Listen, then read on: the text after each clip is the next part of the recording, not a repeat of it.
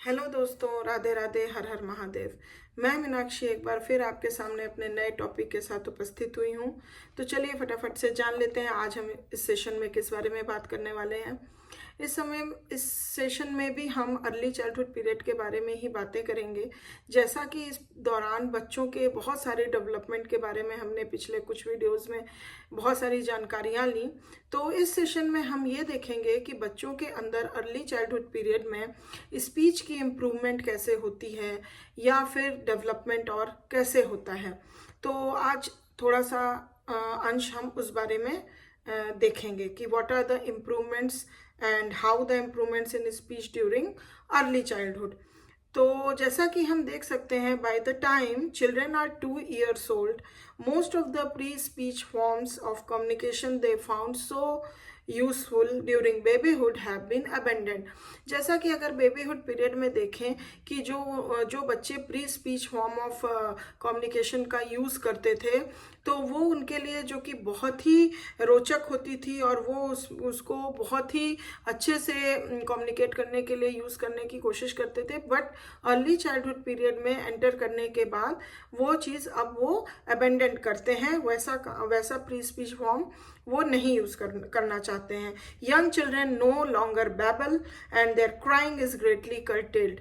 क्योंकि young children जैसे जैसे बच्चे ग्रो होते हैं वैसे उनका जो बैबलिंग करना था, जो प्री स्पीच फॉर्म होती है, उसको वो बंद कर देते हैं करना, एंड नो लॉन्गर बैबलिंग उनके अंदर होती है, और इवन क्राइंग भी बहुत कम हो जाता है धीरे धीरे।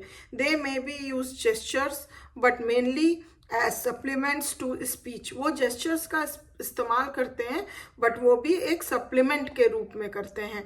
To emphasize the meaning of the words they use, किस लिए कि जो भी वर्ड्स वो यूज कर रहे हैं उस पर पूरा फोकस हो, कि वो दूसरों को बता पाए, अंडरस्टैंड करवा पाए कि हाँ वो क्या अपने वर्ड्स के थ्रू उनको कम्युनिकेट करना चाहते हैं। तो उस वर्ड्स को और ज़्यादा एम्फेसाइज करने के लिए वो जेस्चर्स का एज अ सप्लीमेंट इस्तेमाल करते हैं rather than as substitutes for speech. But वो जेस्चर को स्पीच का सब्स्टिट्यूट के रूप में नहीं यूज करते हैं, उसका वो एक सप्लीमेंट के रूप में यूज करते हैं। However they continue to communicate with others by emotional expressions which on the whole are less subject to social disapproval and less likely to be judged as babyish than other pre speech forms. और लेकिन साथ ही साथ वो emotional expressions का काफ़ी इस्तेमाल करते हैं, और क्योंकि जो इमोशनल एक्सप्रेशंस होते हैं वो अगर देखा जाए तो वो सोशल डिसअप्रूवल उसका बहुत कम होता है, कोई उसको डिसअप्रूव्ड नहीं करता है, और इस वजह से बच्चों को कोई बेबिश चिल्ड्रन को कोई बेबिश नहीं बोलता है। और जैसे कि अगर बच्चे कुछ और फॉर्म ऑफ प्री स्पीच का इस्तेमाल करें तो वो डिसअप्रूव्ड हो जाएगा इस स्टेज में आके, बट इमोशनल एक्सप्रेशन के साथ ऐसा कुछ नहीं है, तो वो इमोशनल एक्सप्रेशंस का यूज करते हैं। During early childhood, there is a strong motivation on the part of most children to learn to speak. अगर अर्ली चाइल्डहुड पीरियड में देखें तो बच्चे जो हैं वो बहुत ही स्ट्रांगली मोटिवेटेड होते हैं बोलने सीखने के लिए। इसके पीछे 2 रीजंस बताए गए हैं। There are 2 reasons behind it. First, learning to speak is an essential tool in socialization. Socialization के लिए जो स्पीक करना होता है, बोलना होता है, वो सबसे इम्पॉर्टेंट टूल माना गया है। Children who can communicate easily with their peers make better social contacts and are more readily accepted as members of the peer group than children whose ability to communicate is limited। क्योंकि अगर हम देखें कि जो बच्चे easily communicate कर पाते हैं, बोल पाते हैं, वो ज़्यादा अच्छा अपने peer group के बीच में वो ज़्यादा अच्छा social contacts बना पाते हैं as compared to वो बच्चे जो speak करने में बहुत limited रहते हैं या फिर वो बहुत अच्छे से speak नहीं कर पाते हैं या communicate नहीं कर पाते हैं। Young children attending pre-schools will be handicapped both socially and educationally unless they speak as well as their classmates. अगर देखा जाए कि जो यंग चिल्ड्रन होते हैं जो प्री स्कूल्स अटेंड करते हैं वो कभी कभी both physically and socially handicap हो जाते हैं तब तक जब तक कि वो अच्छे से अपने क्लासमेट्स के साथ अच्छे से कम्युनिकेट ना करें, स्पीक ना करें, तो वो जाने के बावजूद भी socially and physically handicap situation में आ जाते हैं। सेकेंड, अगर बात हम देखें तो learning to speak is a tool in achieving independence. और लर्निंग टू स्पीक जो है वो क्या कहते हैं कि एक इंडिपेंडेंस पाने के लिए भी एक बहुत ही इम्पॉर्टेंट टूल माना गया है। Children who can not make known their wants and needs और who can not make themselves understood are likely to be treated as babies and fail to achieve the independence they want and feel capable of handling successfully. तो जो बच्चे अपना wants या needs को बहुत अच्छे से कम्युनिकेट नहीं कर पाते हैं, नहीं बोल पाते हैं, तो कहीं ना कहीं वो इंडिपेंडेंस अपना पाने में काफ़ी लैकिंग हो जाती है, वो अचीव नहीं कर पाते हैं, जिस वजह से उनको हमेशा ही एक बेबी के ही तरह लोग मतलब फील करते हैं और जो उसकी एक कैपेबिलिटी है वो कहीं ना कहीं दब जाती है और इस वजह से वो इंडिपेंडेंस को सक्सेसफुली नहीं अचीव कर पाते हैं। Children can not tell their parents or other caretakers that they want to try to cut their own meat or brush their own hair, the adults are likely to continue these tasks on the assumption that the children are too young to be interested in mastering them।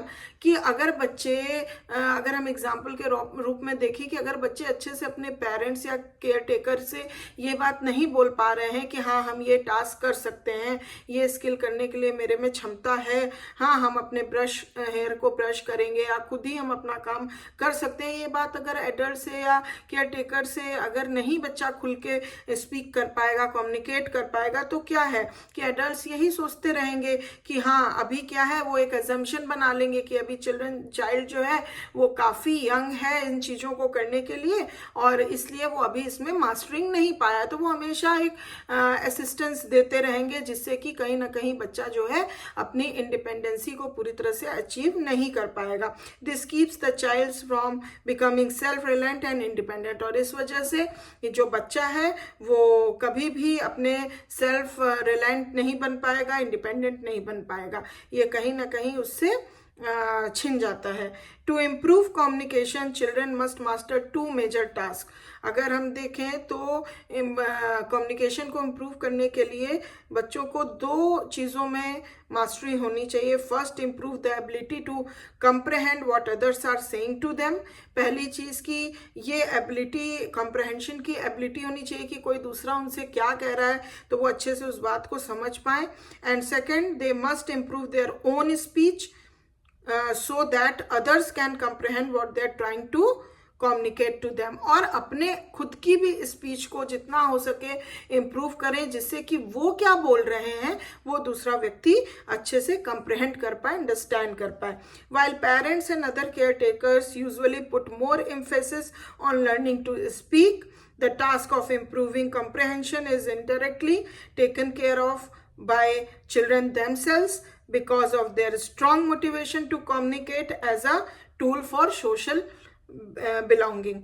तो अगर हम देखें साथ ही साथ parents जो होते हैं या केयर टेकर्स होते हैं उनको भी ये ज़्यादा से ज़्यादा एम्फेसिस देना चाहिए कि बच्चा जो है वो जल्द से जल्द बोलना सीखे और उसका कंप्रहेंशन भी इम्प्रूव हो। साथ ही साथ जो बच्चे होते हैं वो खुद में ही इतने ज़्यादा मोटिवेटेड होते हैं कि वो अपने मतलब उस तरीके का जो भी उसका स्पीकिंग स्किल्स हैं या फिर कैसे उनको अपना टेक केयर करना है कम्युनिकेशन पे, तो वो जो है वो अपने आप ही उसका बहुत ध्यान रखते हैं, मोटिवेटेड रहते हैं, क्योंकि उनको लगता है कि ये सोशल बिलोंगिंगनेस का बहुत ही एक इम्पॉर्टेंट टूल है। तो अगर हम अपने स्पीकिंग स्किल को इम्प्रूव नहीं करेंगे तो हम अच्छे से दूसरे व्यक्ति से कम्युनिकेट नहीं कर पाएंगे, किसी की बात कंप्रहेंड नहीं कर पाएंगे, तो ये कहीं ना कहीं हमारे लिए बहुत बड़ा ड्रॉबैक होगा। इसलिए वो खुद ही बहुत स्ट्रांगली मोटिवेटेड होते हैं और साथ ही साथ पेरेंट्स और केयर टेकर्स को भी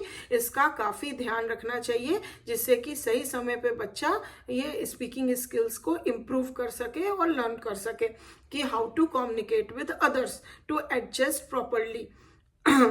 तो इसके साथ मुझे ऐसा लगता है कि आपको कई सारी जानकारी मिली, तो मैं आशा करती हूँ कि आपको ये जानकारी पसंद आई होगी। अगर आई है तो प्लीज़ एक लाइक ज़रूर दे दीजिए, और अभी तक सब्सक्राइब नहीं किया है तो प्लीज़ कर दीजिए। Thank you very much for watching my video. अगले वीडियो में मैं फिर से एक नए टॉपिक और नई जानकारी के साथ आपके सामने आऊँगी। तब तक अपना ध्यान रखिए, ख्याल रखिए। Take care, bye bye.